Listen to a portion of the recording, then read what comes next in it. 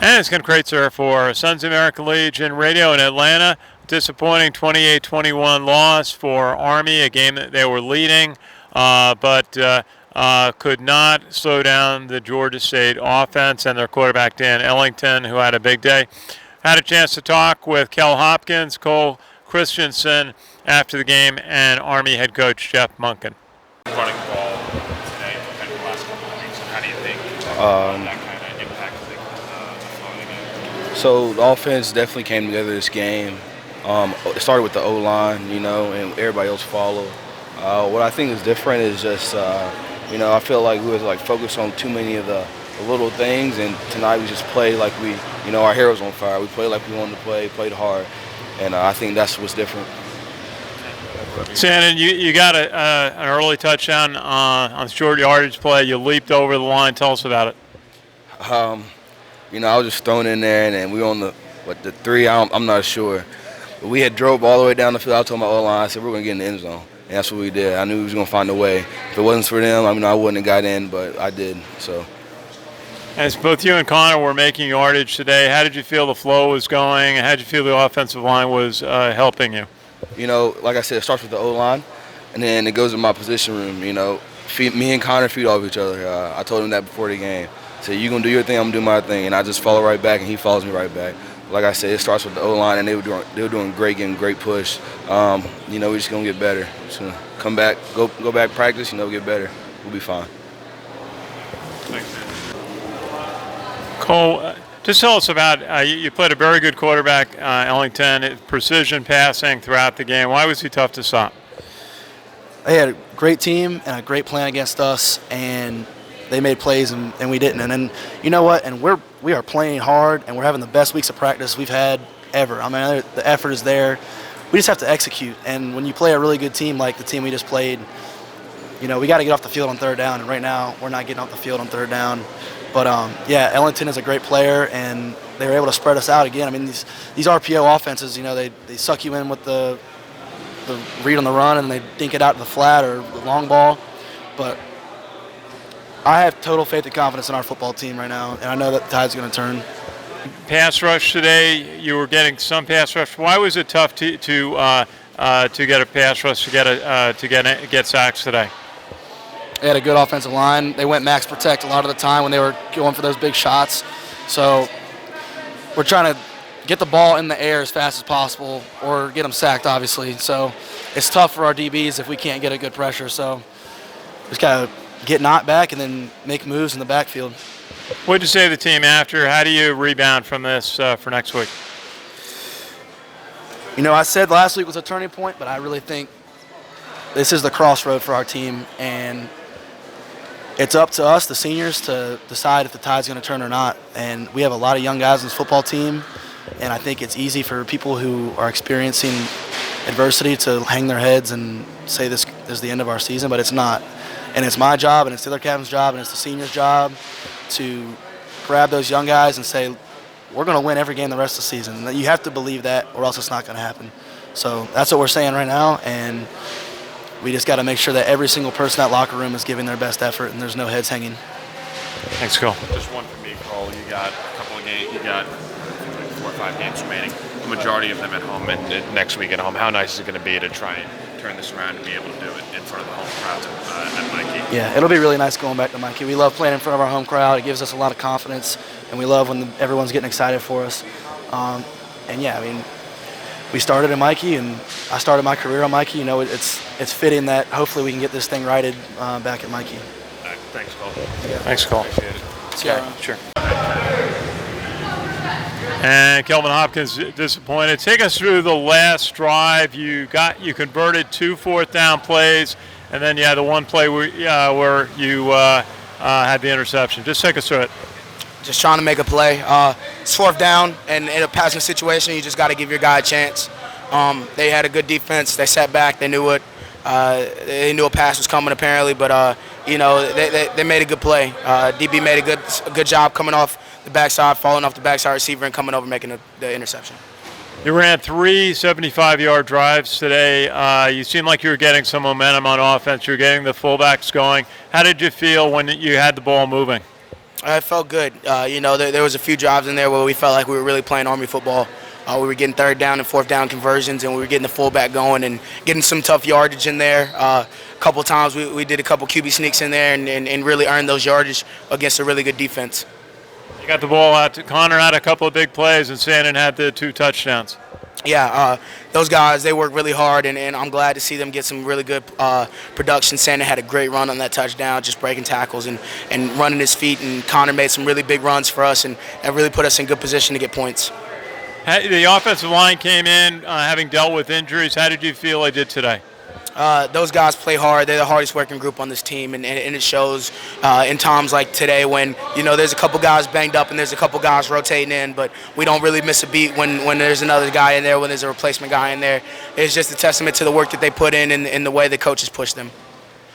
You had one really hard hit that I saw where you got hit right in the chest on a play. How did you get through the game physically? Just playing Army football. That's what it is. We pride ourselves on being tough, and that's what it is. It's football. You're going to take some hard hits, and that is what it is. But, you just got to get up and keep moving. Kelvin, thanks, man. Yeah. All right, Coach, I just want to start with knowing things. Well, Georgia State just made more plays than us. And, it's tough when you don't make them punt all night. With some chances to get them off the field on third down. We missed some tackles. We allowed them to hit some big plays. Offensively, we just didn't sustain enough drives. And we had some fourth downs we didn't make there. We had long yardage. The last drive, we had the crossing route. We threw the seam a little bit short. We came back to the route the other direction, and we tried to throw the crossing route, and it wasn't there. Probably didn't read it out as well as we needed to, and could have hit the wheel, but we shouldn't have been in that situation. We got to get ourselves first downs by running the ball and getting ourselves in a manageable situation. We had the fourth down where the last drive before they scored, and we had 3rd and 5, and we ran the flat route, had to throw it out of bounds, and ended up punting there. And credit to them, they went down and scored the winning touchdown. So just really disappointed. Coach, on the last drive, you converted 2 fourth down situations and then could not convert the 4th and 8 at the end. What made it challenging in that last drive? Oh, we didn't sustain blocks when we were running the ball, and we didn't get enough yards running the football. We just got to put ourselves in a more manageable position than 4th and 8, and that's the bottom line. Just really disappointed. Coach, you had 3 75-yard drives. You had momentum, but just couldn't hold it into the fourth quarter. What makes it happen? You just couldn't get one more drive. Like I said, got to keep them blocked, and we didn't. They were getting some plays off the backside, so we weren't getting the backside cut off like we needed to. And then play side at the point of attack, just moving more bodies and moving people out of the way, and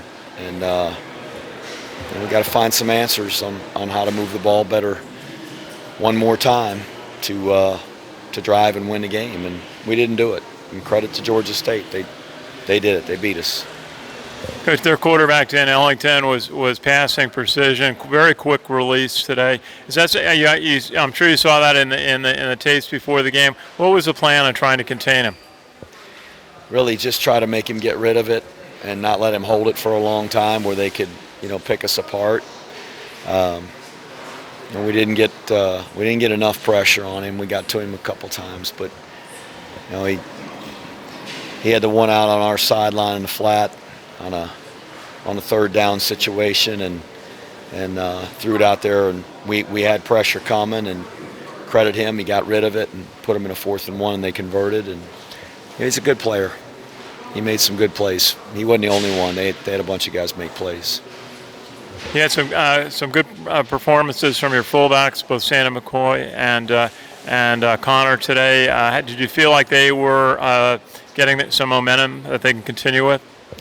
I did. Thought they ran hard. We broke out of there a couple of times. Thought Sandon was really, really playing hard, running hard. disappointed we had the fumble. Jacoby Buchanan had his first carries of the season, and he's just been practicing really well. He's a good runner, and he got the ball ripped out that one time, and they turned it into a touchdown, which is disappointing. But I thought those guys tried hard and played hard. Yeah, the sophomore got the reverse for the touchdown. Jalen Moe, is it? Tell us a little bit about him and that play. He just made a really good play, and he got a couple blocks to kind of get in their way, and I thought he just made a tremendous effort to get into the end zone. What'd you say to the team after about trying to build for next week when you go home to Mikey Stadium? Just that. We're at a turning point. We got to turn the tide, persevere through the adversity we're facing right now, and it's tough. It's really tough. It's hard on all of us, hard on those players, hard on the coaches, and I thought we practiced really well. I thought we had a great spirit going into the game, and we just didn't execute, and that's the bottom line. Emotion won't win the game. It'll help you perform, but you got to execute. We didn't block them and sustain the blocks like we needed to. We didn't make those tackles, get off blocks, and cover the guys, and just all the things that it takes to win football games. You got to play the game. Our guys played hard, just didn't play well enough. Coach, during the week you were concerned about, we talked about the offensive line, the injuries that they were playing with. How did you feel they got through the game and performed? Thought they played really hard, and it's hard to assess from here, but there were times where we could have sustained some things and done a better job knocking them out of there. And like I said, the backside scoops and cutoff blocks, there were times we didn't do as well with those that we needed to, and had we done better, we probably got a few more yards in there. Thank you, Coach. And we appreciate the chance to talk with Cole Christiansen and quarterback Kel Hopkins, the two stand-up Army captains, and we appreciate the chance to talk with them, and also with Army head coach Jeff Monken. Everybody's disappointed. They said they practiced very well going into this game. They played well throughout, really, on both offense and defense, but on defense they just could not shut down and get off the field, force punts against the very fine quarterback of Georgia State, Dan Ellington, who threw the ball well to over 230 yards, 3 touchdowns. Very quick release, very hard to put pressure on. We talked to Cole Christiansen about that. And then on offense, Army played well, got good production out of the fullbacks, Sandon McCoy and Connor Slomka. And Coach Monken felt he thought the offensive line played well. Kel Hopkins ran the ball well, but just came up short today. So Army heads back to play San Jose State. The bowl game opportunity now is a real question mark. They're going to have to come up with 3 wins out of the remaining Division I games before they go to Navy. So they're going to have to win 3 games between next week against San Jose State, going out to the Air Force Academy, Massachusetts, and the game at Hawaii. I think all those are especially the game at Hawaii is going to be real tough. Air Force speaks for itself. And next week, San Jose State is vastly improved over last year. So Army's got its work cut out for them, but then there's the Commander-in-Chief Trophy and trying to maintain possession of that with wins over Air Force and Navy. Of course, Navy had a big win today over South Florida. So they are playing very well. Their quarterback, Malcolm Perry, is having a phenomenal season. I think he should get some Heisman consideration. We're wrapping up here in Atlanta. I want to thank our sponsors who help us be able to travel to provide firsthand coverage of game day for Army football. We were out at the AOG party before the game, under the tents, not letting the rain bother the excitement, and being here in this beautiful new ballpark that was once the home site of the Olympic Games in 1996. Actually came here for the Paralympics. Got a chance to spend a night walking around the Olympic facilities in a very warm 1996 summer and see this in the Olympic configuration. And then it was reconfigured for the Atlanta Braves. and they played here for 20 years. And it's great to see now that's repurposed for football. It's a good football stadium. They're going to attract some major opponents here because it's a good place to play, and it's outdoors. It was raining the first half of the game, but then it stopped, and now it's a cool, it's a cool fall evening. You kind of forget we're down south with this weather. I heard it was nice up in New York today, but disappointing loss for Army. A lot of effort, and just came up short against a good team, a team that beat Tennessee. You can see why they beat Tennessee, and they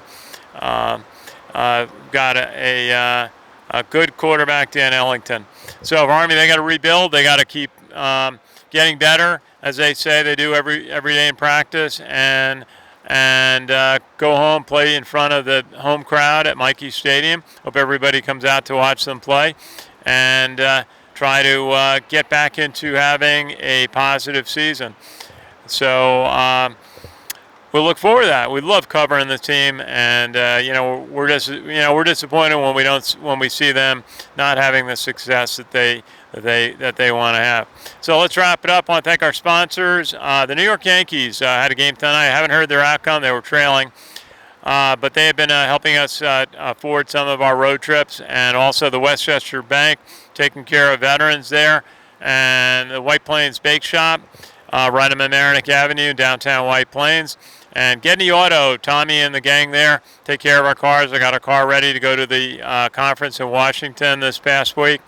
And Dr. Richard Davidson, we were talking with on Friday at the Westchester Family Chiropractic and Wellness in Harrison. Takes care of some top tennis players and hockey players and swimmers. And as I say, the rest of us with our aches and pains. Good guy, Dr. Richard Davidson. And Luminaire has been helping us with some technical assistance on tracking results on social media, and we'll have some more information about them. About they can set up a dashboard for your company so you can track what your social media results are and various advertising communications that you are doing. Very fine company. And so and everybody at the American Legion, the 2 million veterans we represent there, and also the 350,000 members of the Sons of the American Legion serving the needs of veterans all across the country. So we'll wrap up from here in Atlanta from the very fine new Georgia State Stadium, former Olympic Stadium, former Turner Field, and so say goodnight. So for Sons of the American Legion Radio, thank you for listening to our coverage today from Atlanta. And on behalf of everybody at the Sons of the American Legion, this is Ken Kraetzer.